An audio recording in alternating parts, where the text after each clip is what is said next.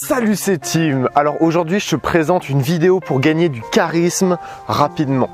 Pourquoi est-ce que je te parle de ça? Parce que la plupart des gens, ils essayent d'appliquer les conseils de cette chaîne et je sais que 75% ne les appliqueront simplement jamais. Donc comment est-ce que je vais faire pour essayer de faire changer ça? Je vais commencer cette vidéo par tout ce qui est facile et tout ce que tu peux appliquer tout de suite. Et je finirai par ce qui est un peu plus compliqué et ce qui est un peu plus abstrait à maîtriser. Alors on commence par le ton de ta voix.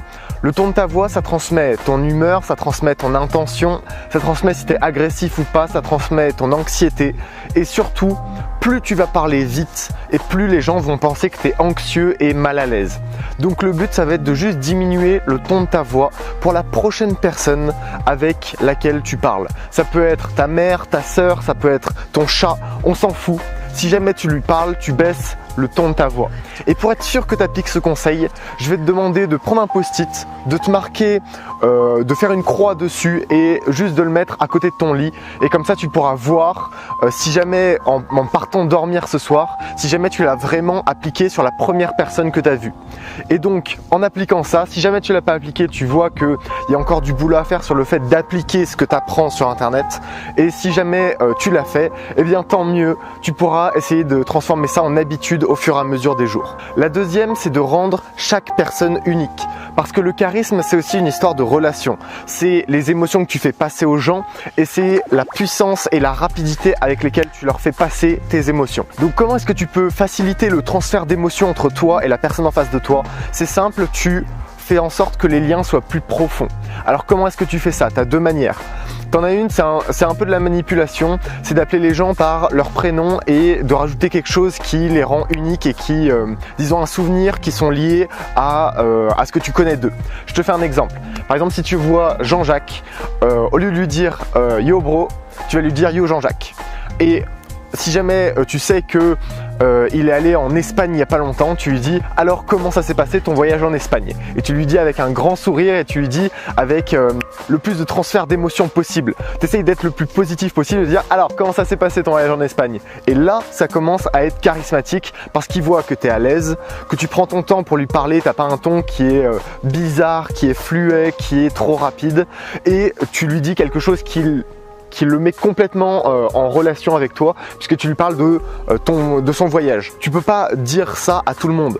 Du coup, ça le rend vraiment unique et ça fait en sorte d'approfondir la relation que tu as avec lui sur le court terme.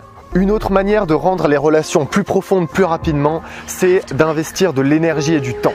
Pourquoi? Parce que par tous les biais humains, c'est quelque chose qui est remarqué par le cerveau. C'est quelque chose que ton cerveau il va se dire putain, mais il s'est passé un truc, je dois réagir comme ça en conséquence. Et donc ça c'est très intéressant. Je te fais un exemple. Si jamais on t'envoie un mail en te disant je suis désolé, etc. Bon, ok, ça fait plaisir parce que la personne s'est excusée, imaginons qu'elle t'a fait quelque chose et elle s'est excusée, du coup tu es content. Mais honnêtement, ce sentiment, il irait croissant si jamais la personne écrit une vraie lettre, tu te serais senti plus touché. Et si jamais, au lieu de t'écrire une vraie lettre, la personne te parle et vient te le dire en face, tu seras encore plus touché. Donc, dis-toi que être charismatique, c'est un transfert d'émotion. Et le but de ce transfert d'émotion, c'est de toucher la personne en face de toi le plus possible. Comment tu touches la personne en face de toi? Imaginons, si jamais tu es avec une très bonne amie et tu as envie de lui faire savoir que c'est une très bonne amie, tu veux lui faire comprendre que elle est particulière à tes yeux. Ce que tu fais, au lieu de lui parler par message, appelle-la. Appelle-la, c'est beaucoup plus simple, ça transfère beaucoup plus d'émotion et beaucoup plus d'intention. Disons que tu as l'intention et tu donnes plus d'énergie et donc c'est valorisé par le cerveau. Le cerveau il va se dire ok, il m'a appelé quand même. T'en connais beaucoup des mecs qui appellent les gens. Je veux dire, qui est-ce qui s'appelle maintenant? Tout le monde s'envoie des messages. Tout le monde, dans le pire des cas, s'envoie des messages. Qui est-ce qui prend le temps d'appeler un vieil ami? Honnêtement, à part ma grand-mère, je connais pas grand monde. Du coup, essaye cette technique-là et essaye-la pour voir à quel point tu peux approfondir les relations que tu as avec les gens. Ensuite, tu l'as peut-être remarqué, mais les émotions, elles passent par un langage corporel. Ton langage corporel, il doit être particulier. J'ai déjà fait une vidéo là-dessus, je te la mets dans un coin.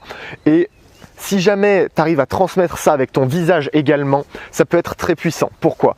Tu verras tous ceux qui sont charismatiques, qui font des grandes assemblées, etc.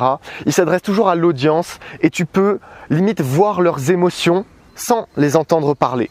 Pourquoi? Parce que le visage, il a énormément de muscles et même si la plupart, ça fait des combinaisons entre eux qui servent à rien, il y en a quand même énormément que tu peux utiliser pour transférer des émotions. Et donc ça, c'est important que tu l'utilises. Parce que plus tu vas utiliser et plus tu vas être expressif avec ton corps et ton visage et plus tu vas être agréable et captivant à écouter. Ensuite, le charisme, tu le sais, ça passe par énormément de confiance en soi et de confiance tout court. Donc, comment est-ce que tu peux montrer que tu es confiant et comment tu peux enlever juste le petit signe que tout le monde utilise mais qui est pas forcément utile et qui montre que tu n'es pas confiant dans ce genre de situation, c'est être confortable avec le silence. Quand tu parles à quelqu'un, imaginons que tu es en train de lui expliquer, je sais pas moi, un sujet qui est tabou un peu de la politique, tu viens de terminer ta phrase, arrête de rajouter des tu vois ou des par exemple ou c'est juste pour te dire que et d'essayer de te justifier. Tu vois, tous ces petits mots-là, ils servent à justifier ce que tu viens de dire avant. Sauf que si jamais tu as confiance en toi, tu ne te justifies pas. Si jamais tu as confiance en toi, tu attends que la personne elle réagisse en face de toi et ça montre une certitude dans ce que tu dis. Tu t'arrêtes, tu es certain que la personne va le comprendre ou alors va le recevoir au minimum. Parce que si jamais tu rajoutes quelque chose, ça rajoute un signe d'incertitude simplement. Donc c'est simple, quand tu parles à quelqu'un, ne lui dis jamais par exemple, j'étais au ski, tu vois. Tu vois ce genre de petite phrase à la fin, faut absolument éviter ça.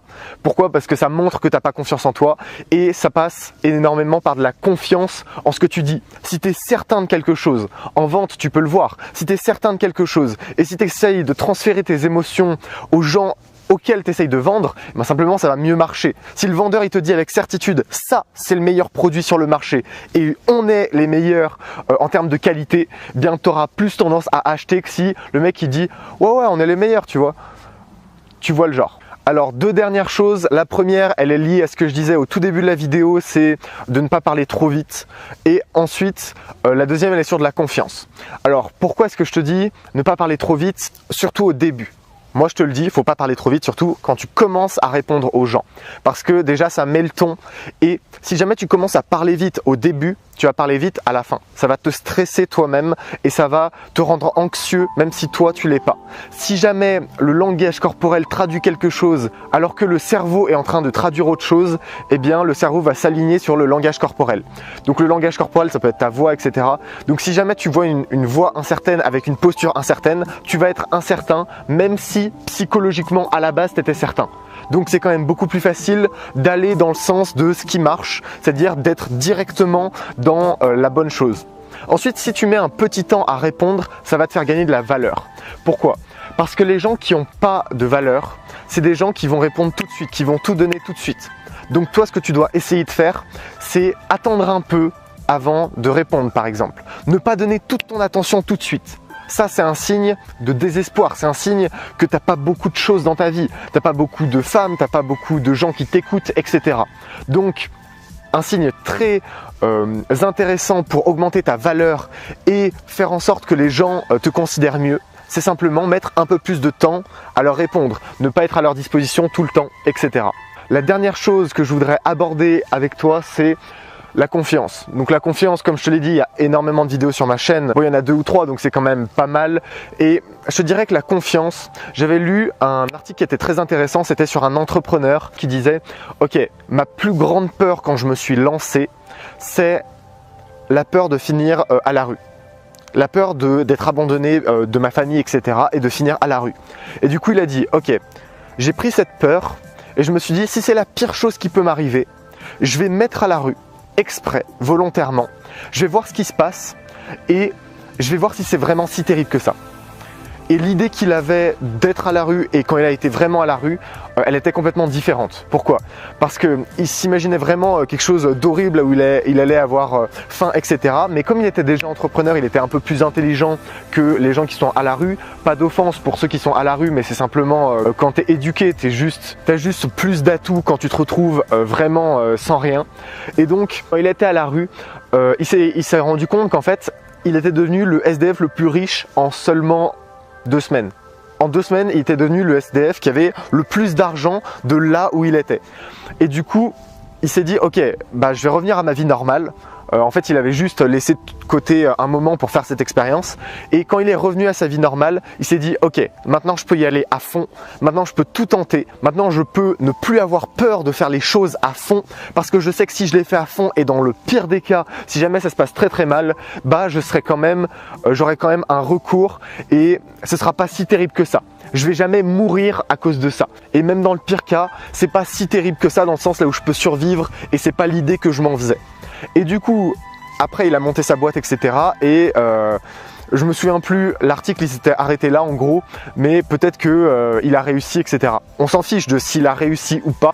Le but c'est juste la mentalité qui est derrière. Si jamais tu travailles sur quelque chose, tu gagnes la chose, tu l'obtiens et ensuite tu perds tout et ensuite tu retravailles et tu le réobtiens, crois-moi que tu vas avoir une confiance en toi qui est inimaginable. Tu vas te dire ok, bah la seule chose qui manque c'est moi en fait. La seule chose qui manque, si jamais il se passe quelque chose de mal, c'est moi qui fais des efforts pour le récupérer. Et avec ça, tu n'auras plus de doute de dire oui, mais peut-être que si jamais j'y vais à fond, il va pas se passer ça, ou si j'y vais à fond, peut-être qu'il va se passer ça. Tu vas juste te dire ok, j'y vais à fond et dans le pire des cas, en fait, c'est pas si grave que ça parce que je sais que j'aurais tenté ma chance et que je préfère mourir en tentant ma chance plutôt que mourir de vieillesse alors que j'ai rien tenté et j'ai rien fait d'exceptionnel de ma vie. Je préfère mourir sans regret et tôt plutôt qu'avec des regrets et tard. Pour développer la confiance en toi, que tu peux juste faire les choses si jamais tu t'y mets vraiment, eh bien, tu as juste à faire ce qui te semble impossible encore et encore et encore. Et plus tu vas le faire et plus ça va te pousser vers tes retranchements et plus tu verras qu'en fait tu peux avoir confiance en toi et tu peux avoir confiance en toi-même. Voilà, cette vidéo est terminée, j'espère que ça t'a aidé. J'espère vraiment que tu as mis ce post-it sur ton oreiller. En attendant, j'ai sorti une nouvelle formation avec une vidéo de présentation, je te la mets dans la description. Si ça t'intéresse, c'est sur les SMS. En gros, c'est comment tirer le maximum d'avantages et comment draguer sur des réseaux sociaux, etc. Bien sûr, c'est une formation qui est pas très chère puisqu'elle est qu'en audio, donc tu peux l'écouter et faire complètement autre chose à côté. Tu peux l'écouter n'importe quand et du coup, c'est vraiment de l'information brute. J'ai pas passé des heures à faire du montage, j'ai pas passé des heures à régler des détails, donc c'est vraiment de l'information pure. Si jamais tu veux avoir un aperçu de ce que j'ai envie de t'offrir sur le long terme et si jamais tu as envie d'avoir un aperçu de ce que tu peux changer sur ta vie en ayant les bonnes informations, eh bien cette formation elle est parfaite pour toi. Après, crois-moi que tu seras vraiment devenu un pro. Tu sauras comment réagir dans quelle situation. Voilà, cette vidéo est terminée. Je te souhaite une bonne soirée et profite bien de mes conseils.